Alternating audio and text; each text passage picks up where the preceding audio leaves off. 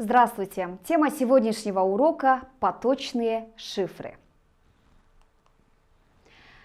Поточные шифры представляют собой разновидность гаммирования.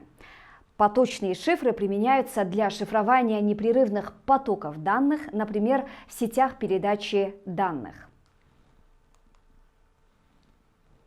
Гаммирование – это метод симметричного шифрования, заключающийся в наложении последовательности, состоящей из случайных чисел, на открытый текст.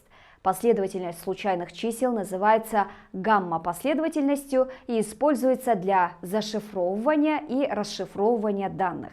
Суммирование обычно выполняется в каком-либо конечном поле. Поточный шифр – это симметричный шифр, в котором каждый символ открытого текста преобразуется в символ шифрованного текста в зависимости не только от используемого ключа, но и от его расположения в потоке открытого текста. Поточный шифр реализует другой подход к симметричному шифрованию, нежели блочные шифры. Генератор ключевой последовательности.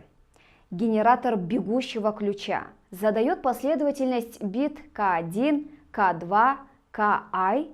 Ключевая последовательность складывается по модулю 2 с последовательностью бит исходного текста P1, P2, Pi. Для получения шифр текста Ci равняется Pi XOR Ki.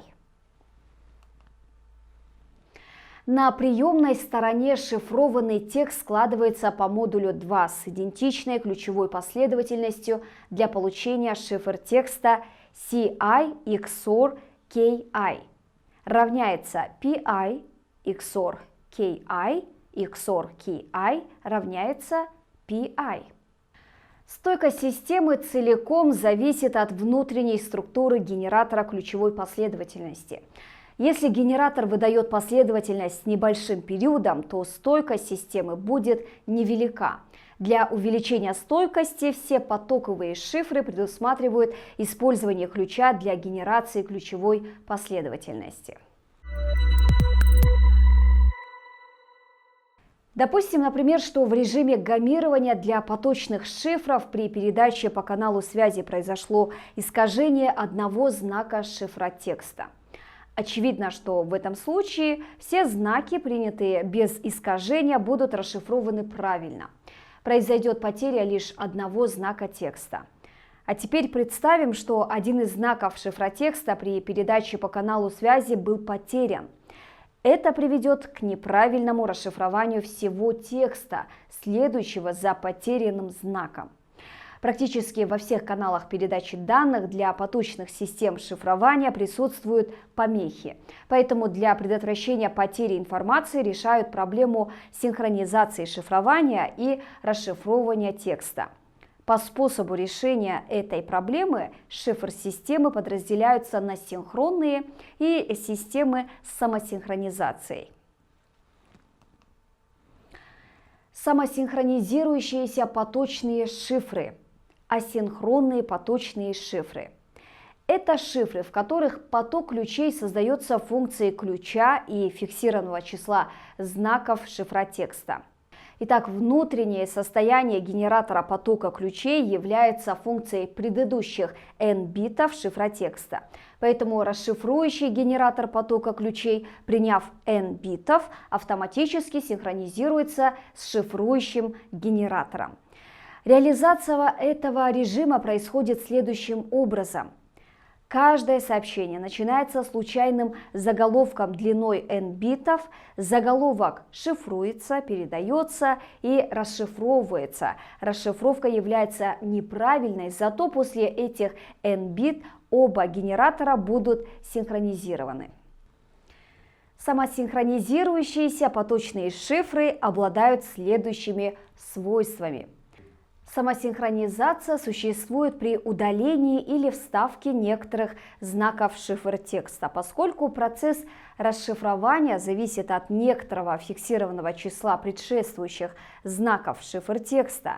Это означает, что в случае удаления знака из шифртекста сначала будут ошибки при расшифровании, а затем все станет хорошо и ошибок не будет.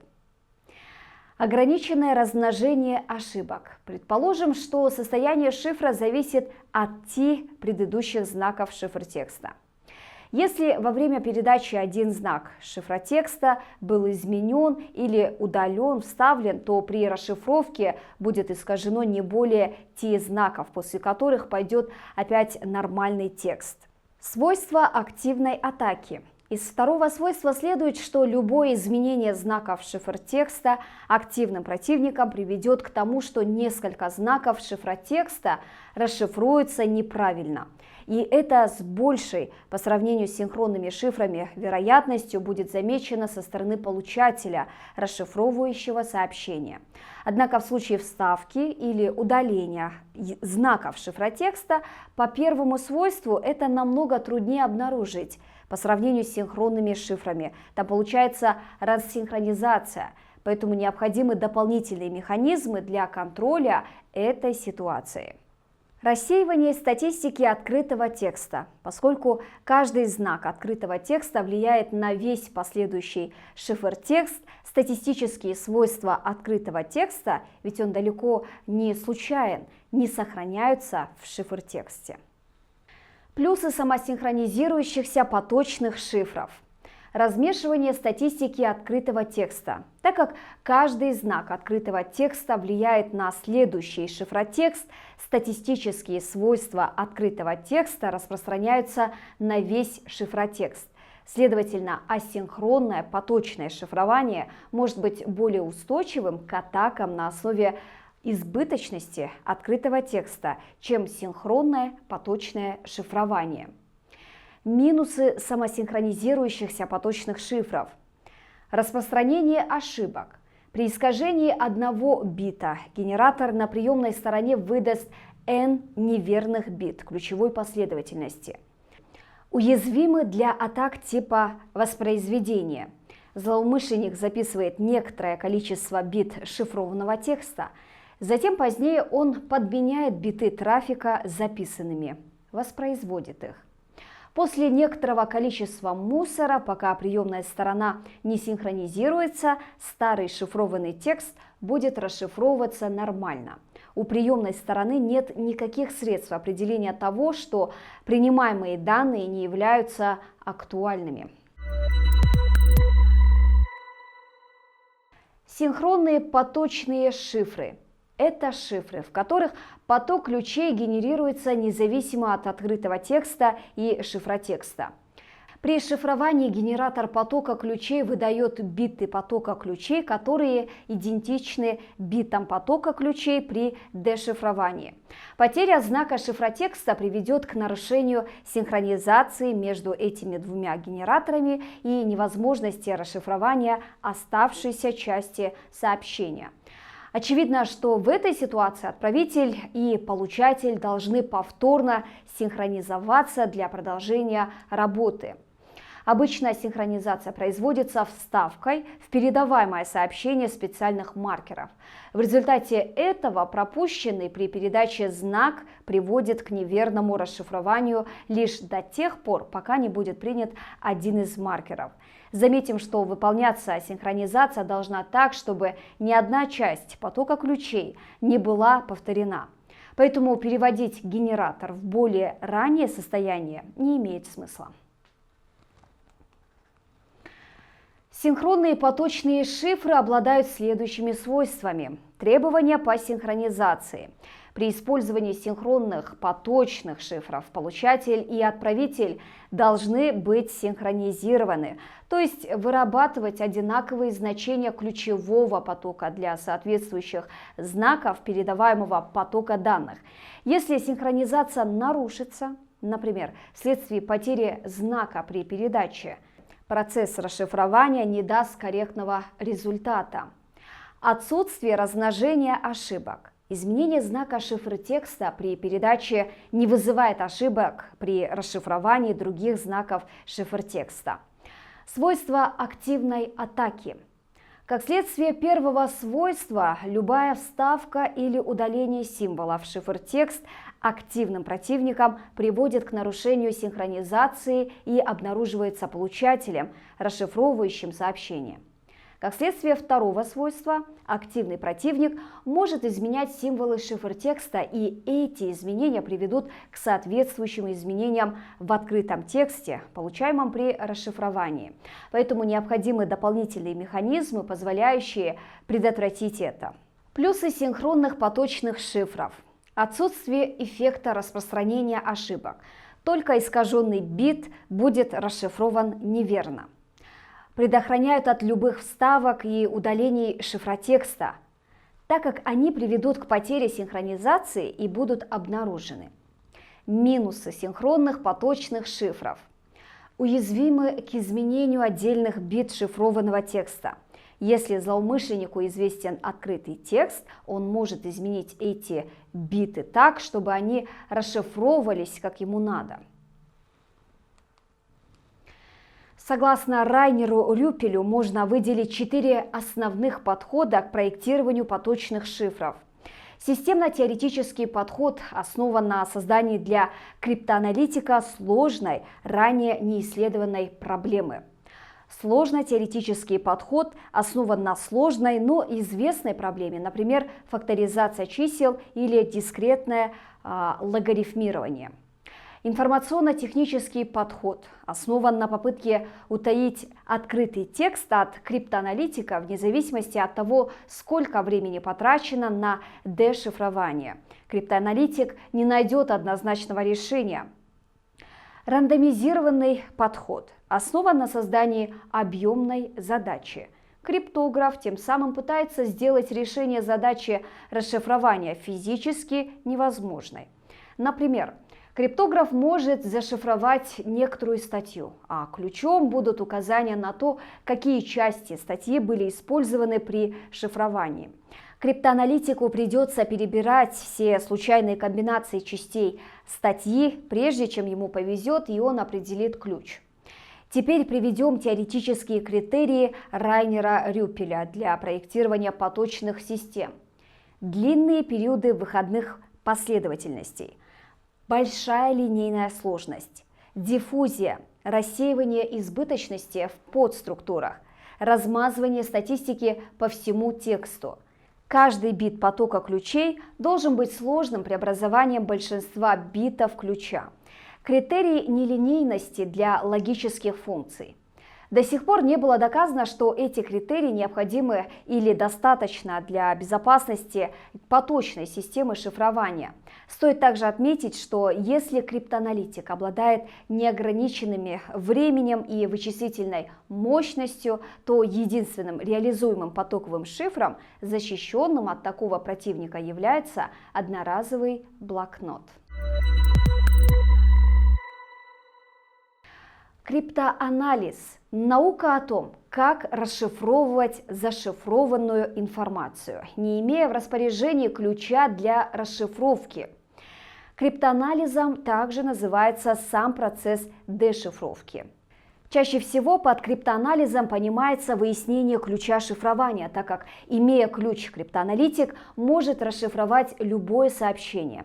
Однако криптоанализ может заключаться и в анализе криптосистемы, а не только зашифрованного ею открытого сообщения, и включает также методы выявления уязвимости зашифровывающих алгоритмов.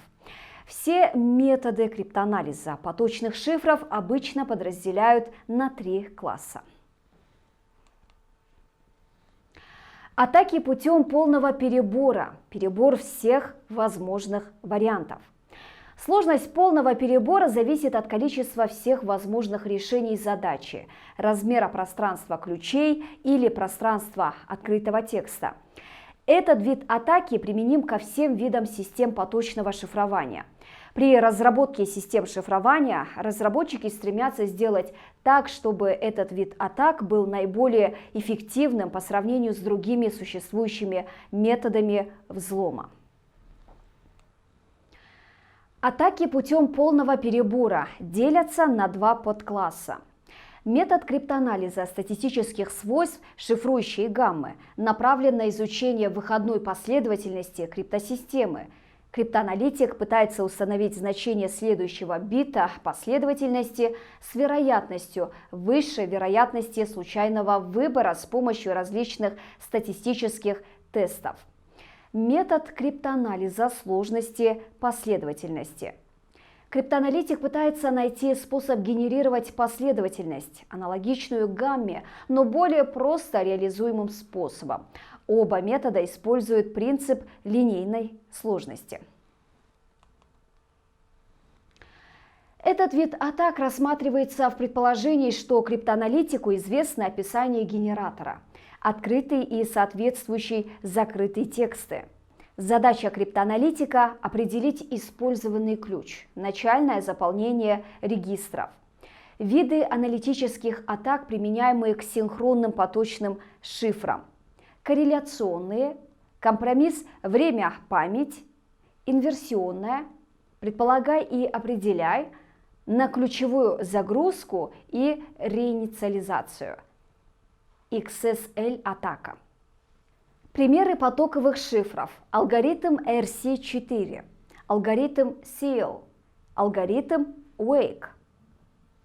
RC4 – это потоковый шифр, широко применяющийся в различных системах защиты информации в компьютерных сетях, например, в протоколе SSL и для шифрования паролей Windows NT. Шифр разработан компанией RSA Security Incorporated, и для его использования требуется лицензия. Автором RC4 является Рональд Ривест.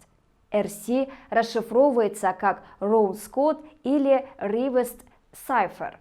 До 1995 года программный код RC4 нигде не публиковался. Алгоритм RC4 строится, как и любой потоковый шифр, на основе параметризованного ключом генератора псевдослучайных битов с равномерным распределением. Основные преимущества шифра – это высокая скорость работы и переменный размер ключа. Типичная реализация выполняет 19 машинных команд на каждый байт текста. RC2 с ключами 128 бит обеспечивает такой же уровень безопасности, как и IDEA или тройной DES. RC2 используется широко разработчиками, чьи продукты экспортируются за пределы США, поскольку экспортировать DES долгое время было запрещено. RC2 используется в частности в неамериканских версиях программы Outlook Express корпорации Microsoft. В США длина ключа для использования внутри страны рекомендуется равной 128 битов, но соглашение, заключенное между Software Publishers Association и правительством США, дает RC4 специальный статус, который означает, что разрешено экспортировать шифры длиной ключа до 40 бит. 56-битные ключи разрешено использовать заграничным отделением американских компаний. В 1995 году в ньюс-группе SCI Crypt был анонимно опубликован исходный текст алгоритма RC4. По-видимому, данный текст был получен в результате анализа исполняемого кода. Опубликованный шифр совместим с имеющимися продуктами, использующими RC4, а некоторые участники телеконференции, имевшие, по их словам, доступ к исходному коду RC4, подтвердили идентичность алгоритмов при различиях в обозначениях и структуре программы.